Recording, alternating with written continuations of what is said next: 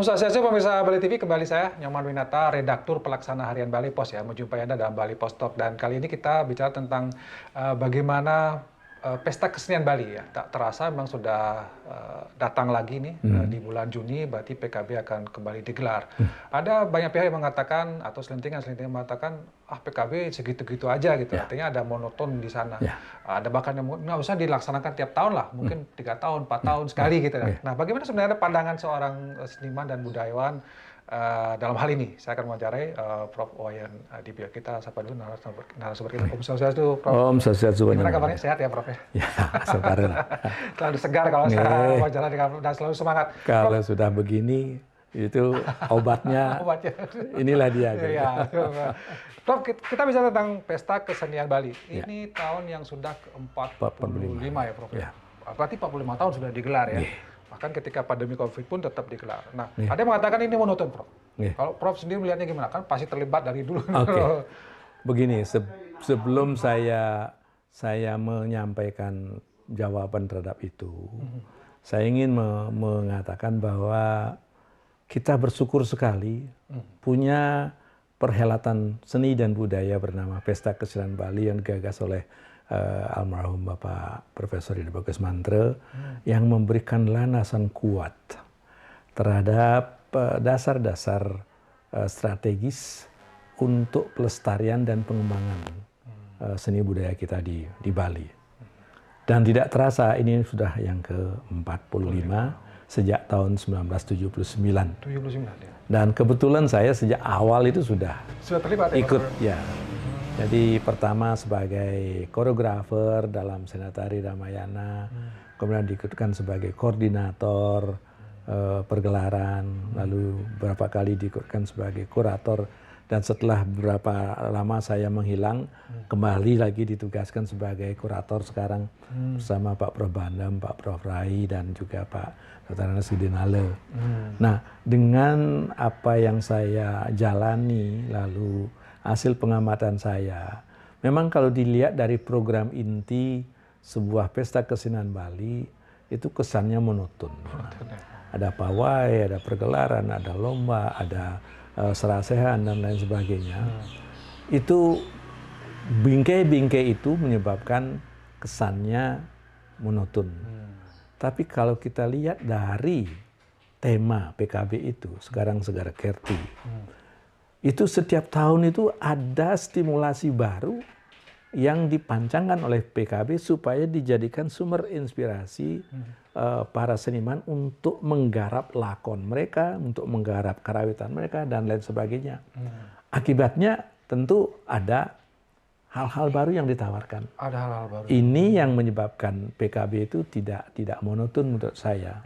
Ya, hanya memang lompatan besarnya tidak mungkin ada. Karena apa? Format yang banyak dijalankan di PKB itu adalah bentuk-bentuk kesenian tradisional. Tradisional ya. Berbeda dengan tampilan-tampilan kontemporer yang setiap saat dia melompat sesuai dengan keinginan individunya. Nah, kalau dalam kesenian tradisional kita kan bermain dengan kesepakatan komunal yang sudah yang sudah disepakati. Itu yang menyebabkan tidak mungkin terjadi lompatan-lompatan besar, tapi lompatannya selalu ada. Di drama gong ada, di arje ada, di topeng ada. Nah, bicara tentang lompatan, sekarang ini kita di drama gong mencoba untuk menampilkan drama gong dengan lakon sastra modern. Tidak lagi cerita Panji kerajaan itu ya, Prof, ya? Tapi cerita modern. Iya, sastra modern seperti umpamanya Sukreni Gadis Bali, ketemu Ring Tapak Siring, lalu Swasta Setahun di Bedahulu, Melancaran Kesasak, dan lain sebagainya. Nah, itu yang kita coba tampilkan dengan maksud supaya karya sastra yang dihasilkan oleh para sastrawan kita itu tidak berhenti sebagai bahan bacaan dan berhenti di rak buku. Tapi bisa dipentaskan, bisa dijadikan sumber inspirasi untuk satu garapan teater. Gitu. Itu yang kita inginkan. Itu sedang ada lompatan kata-kata gerakan baru gitu ya. Jadi sebenarnya tidak monoton ya, karena Prof mengamati bahkan dari awal ada perubahan-perubahan, ada suatu hal yang selalu yang baru. Selalu ada yang baru. Seperti Bala Ganjir umpamanya. PKB kita sekarang sudah menjadikan Baleganjur sebagai atraksi di depan sekarang. Kalau dulu dia sebagai pengiring, bahkan pengiring upacara kematian dan lain sebagainya.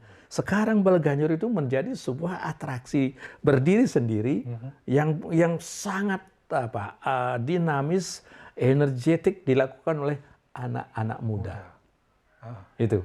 Bagi saya ini satu hal pencapaian yang cukup luar biasa karena merubah image Baleganjur itu sebagai gamelan iringan yang letaknya di belakang menjadi gamelan instrumentalia yang letaknya di depan, dia berdiri sendiri. Nah, gong kebiar juga seperti itu. Sekarang dibuat format gong kebiar 3 generasi, 3 grup, remaja, wanita dan anak-anak, itu dia bermain di satu panggung, kemudian ada garapan yang dipadukan. Ya, kolaborasi antara 3 grup ini. Ini satu format juga yang ditawarkan untuk melihat apalagi yang bisa kita olah di dalam tampilan gong kebiar ini. Ya. Jadi banyak sekali sudah kreativitas ya, semacam melahirkan karya-karya baru gitu ya sebenarnya. Iya. Tapi kalau kita melihat secara global keseluruhan, apa sebenarnya dampak PKB menurut Prof bagi pelestarian, penguatan kesenian tradisi, terutama semangat anak-anak muda ini? Apakah PKB punya peran tidak di sana? Wih, kalau saya boleh mengatakan tanpa harus menyebutkan sebagai satu hal yang membesar-besarkan, saya harus katakan tanpa Pesta Kesenian Bali, saya kira sikap anak-anak muda kita, generasi muda kita terhadap warisan budaya mereka tidak akan bisa terjadi seperti sekarang. Karena kita melihat sekarang kecintaan, kesetiaan, dan kemudian kebanggaan. Tiga-tiganya itu tumbuh di generasi muda kita sekarang. Terhadap kesenian Bali ya? Kita bisa lihat bagaimana di kesenian seperti gender wayang pamannya. Anak-anak yang umur 6 tahun sudah main gender wayang, Pak. Ya. Kalau zaman saya dulu nggak mungkin. Saya aja nggak bisa main gender wayang. Bisa, Bro, kita. Nah itu artinya apa? Mereka itu sudah bisa masuk karena mereka merasa bangga.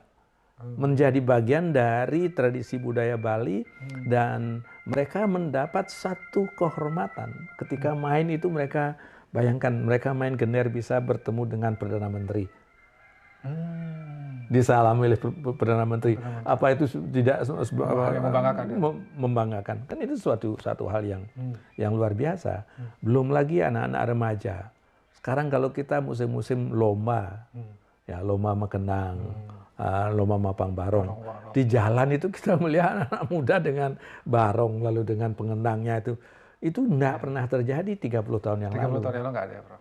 Dulu kita, generasi kita bawa gitar itu ya, Prof. Ya. Gitar yang lebih, gitar yang lebih membanggakan.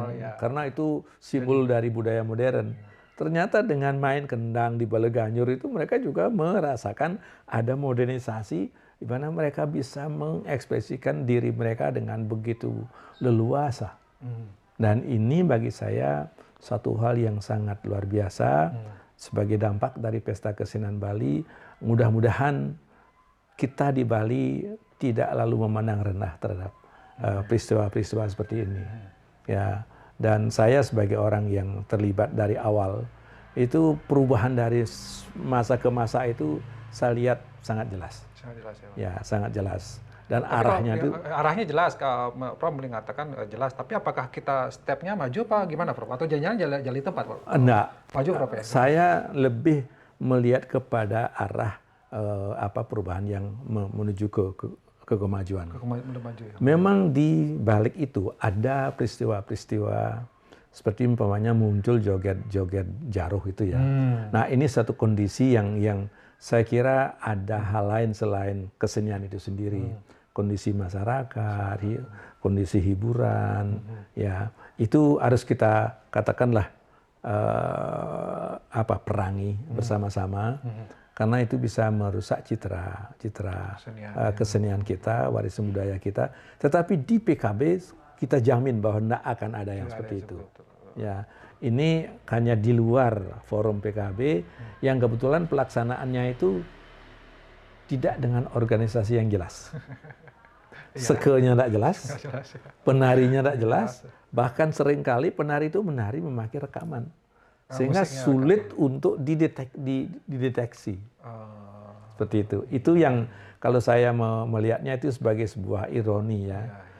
Sementara PKB kita jalan ke arah maju, ini justru secara moral agak mundur. Agak mundur juga. Nah, satu lagi Pak, yang menjadi catatan saya bahwa di dalam pelaksanaan PKB ini kita perlu membangun sikap para penonton kita.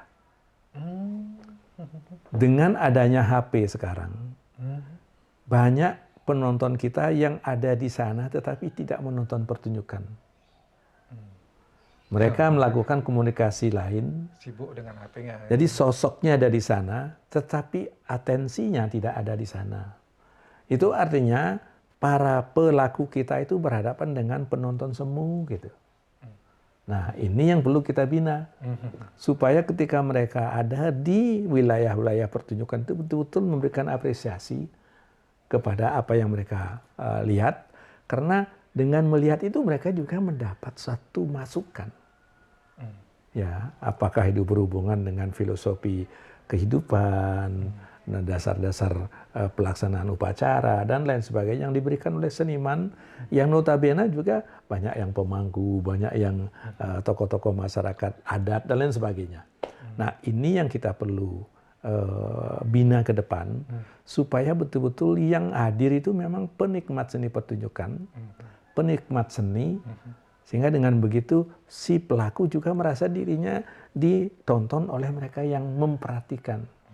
Ini kan sama halnya dengan kita pentas di depan orang sedang makan. Oh, iya. Fisiknya ada di sana, tapi dia tidak memperhatikan pertunjukan. Kan bisa disayangkan itu kalau itu terjadi di Pesta Kesenian Bali.